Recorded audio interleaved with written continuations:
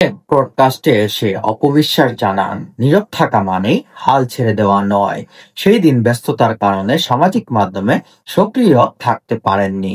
সাকিব বুবলির ছবি পরে আমার অ্যাডমিনরা কিছু আমাকে পাঠিয়েছিল, কিন্তু আহামরি কিছু মনে হয়নি। তিনি আরো যোগ করেন, 15ই জুন আমি একটি পোস্ট দিয়েছিলাম, আমি তো এখানে কাজ করতে এসেছি, কোনো কিছু নিয়ে অভদ্রতা হোক, আমার ব্যক্তিত্বর বাইরে চলে যাক, সেটা আমি আসতে আশা করিনি।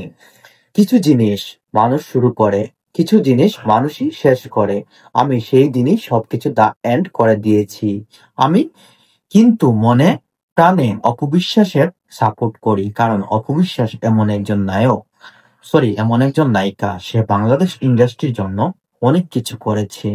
কোন নায়িকা এত অল্প সময়ের মধ্যে এতটুকু সিনেমা করে সবগুলো সিনেমায় হিট দিতে পারে? সেই ক্ষেত্রে অপবিশ্বাসের ধরনটা ভিন্ন। সে অনেক কাজ করেছে, অনেক পরিশ্রম করেছে, কিন্তু তার ভাগ্যটা